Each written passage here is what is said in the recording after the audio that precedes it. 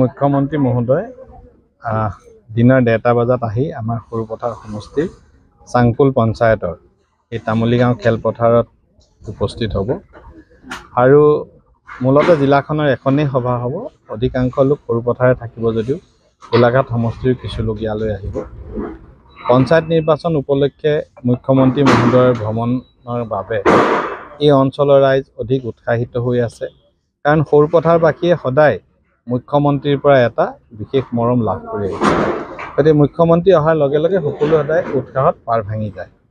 এই নিৰ্বাচনটো আচলতে আমাৰ জয়ৰ ব্যৱধান বৃদ্ধি কৰাৰ বাবে প্ৰচেষ্টা চলি আছে।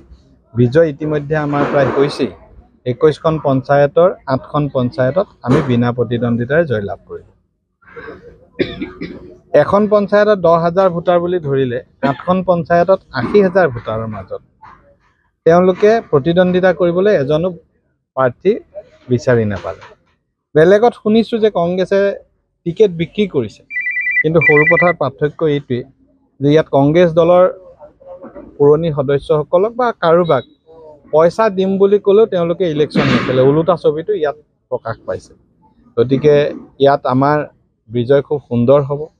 আজি যদি ইয়াত চাই প্ৰায়সকল নেতাৰ ৰাজনৈতিক নেতাৰ কৰ্মভূমি সৰুপথাৰ।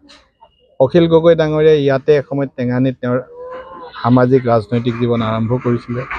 প্ৰাক্তন আছু নেতা বৰ্তমান জাতীয় পৰিষদৰ ৰাজু ফুকনৰো কৰ্মভূমি ঘৰ এই অঞ্চলতে।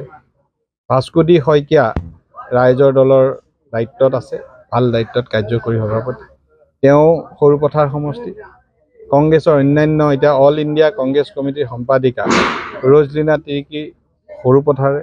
ইমানখিনি নেতা থকাৰ পাছতো তেওঁলোকে কিন্তু 8টা পঞ্চায়তত এজন মাত্ৰ প্ৰাৰ্থী দিব নোৱাৰিলে।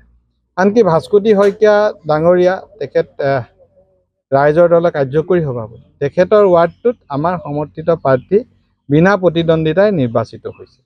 গতিকে ইয়াত যিটো পৰিৱেশ মই বেলেগকৈ ক'ব নালাগে, ইয়াৰ মানুহে উন্নয়নৰ স্বাৰ্থত এই অঞ্চলৰ বিকাশৰ স্বাৰ্থত আগবাঢ়ি আহিছে আৰু মুখ্যমন্ত্ৰীৰ প্ৰতি থকা অগাধ বিশ্বাসৰ বাবে এই অঞ্চলৰ ৰাইজে আহি থকা দিনত নিৰংকুশ ভোটেৰে বিজেপি আৰু বিজেপি সমৰ্থিত অগপৰ প্ৰাৰ্থীক বিজয়ী কৰিছে। এই বিৰোধী দল দুৰ্বল, তেওঁলোকে প্ৰচাৰ চলোৱা নাই। আচলতে বিৰোধীৰ সিমানটো শক্তিয়ে নাই। আৰু আমি যিকোনো নিৰ্বাচন সদায় সৰ্বশক্তিৰে আমাৰ সকলো ধৰণৰ কাৰ্যকৰ্তাক লগত লৈ নিৰ্বাচনত আমি অৱতীৰ্ণ হওঁ, যাতে নিৰ্বাচনটো ধেমালি কৰা বিষয় নহয়। কোনো ইয়াত semi final, quarter final, final নহয়। প্ৰত্যেকটো নিৰ্বাচনে আজি পঞ্চায়ত নিৰ্বাচনৰ কাৰণে পঞ্চায়ত নিৰ্বাচনটোৱে ফাইনেল, MP ইলেকশ্যনৰ কাৰণে MP ইলেকশ্যনটোৱে ফাইনেল। প্ৰত্যেকটো নিৰ্বাচনকে আমি ফাইনেল নিৰ্বাচন বুলি ভাবি আমি অংশগ্ৰহণ কৰোঁ আৰু আমি খুব কেডাৰ বেছ, খুব ছিষ্টেমেটিক আমি দলটো আগুৱাই লৈ যাবলৈ চেষ্টা কৰোঁ।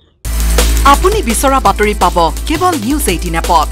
নিউজ 18 এপ ডাউনলোড কৰিবলৈ স্কেন কৰক এই QR কোড। গুগল প্লে ষ্টৰতো পাব এই নিউজ 18 এপ।